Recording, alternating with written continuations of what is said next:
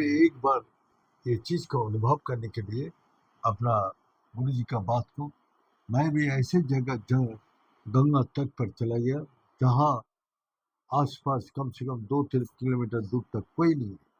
मैं गंगा तट पर जाके साधना कर रहे थे अपना।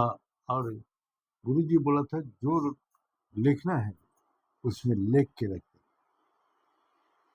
तो मैंने जो जो इच्छा किया था वो सब अपना बोल के अपना ध्यान में लीन।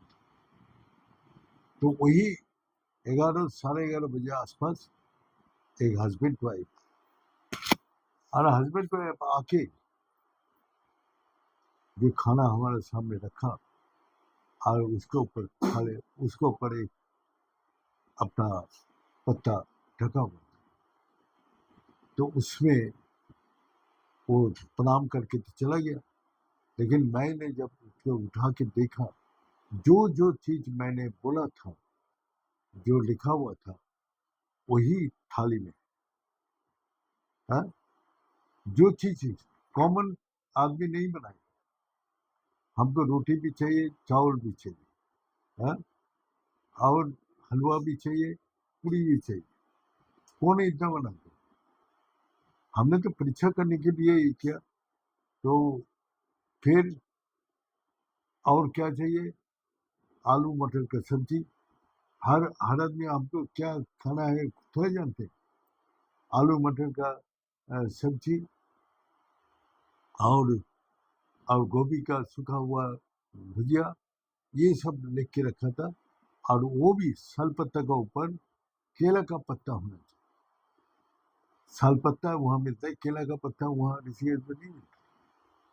और उसमें साल पत्ता भी था और केले का पत्ता भी था है? फिर उसके बाद मैंने बोला 100 रुपया दक्षिणा, 1 रुपया 4 आना, ये थोड़ा ही कोई जानेगा। और उसी थाला में वही रखा।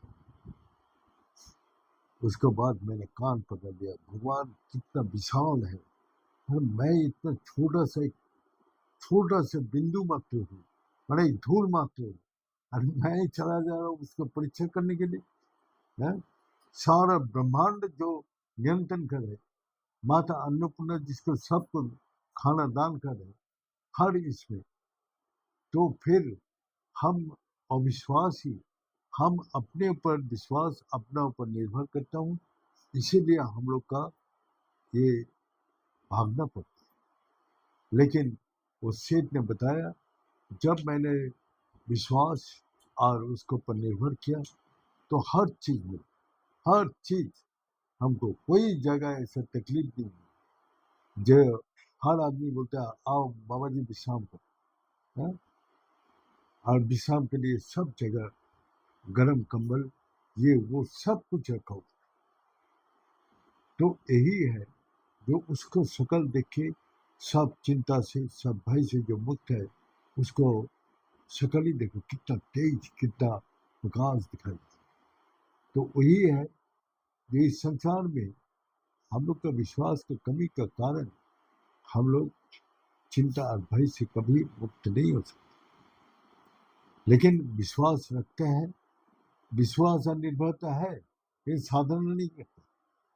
साधना ना करने से तो नहीं मिलेगा, उसको तो बोलते साधना करना पड़ेगा और विश्वास और निर्भरता रखना पड़ेगा है? तभी तुम्हारा ये सब, तुम्हारा कला दिखाई दे। ये हमने विश्वास और निर्भर कर दिया, लेकिन साधना करते नहीं, बेसी ज्यादा से ज्यादा साधना करते नहीं, कोई रूटीन नहीं है। बस वो संसारिक काम में बिजी है और ये इसको स्किप कर देते हैं, इसको बात दे दो, आगे चल।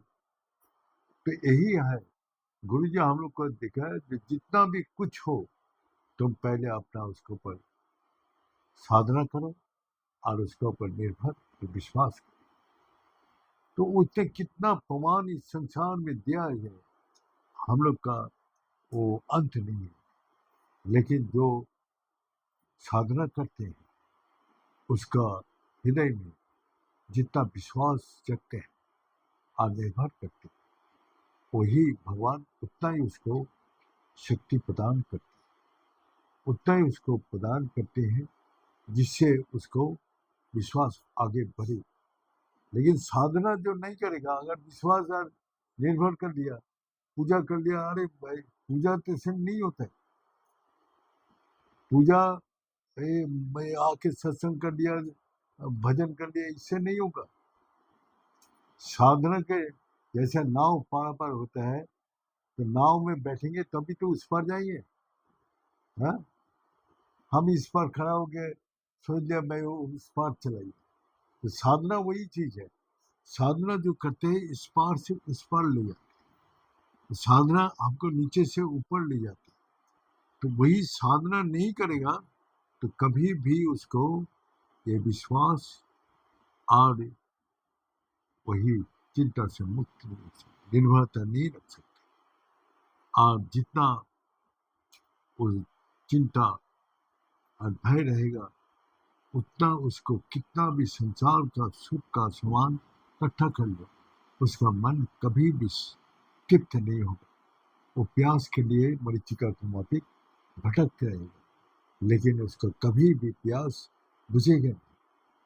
ये जैसे सागर है, सागर के लहर को कोई रुक पाएगा?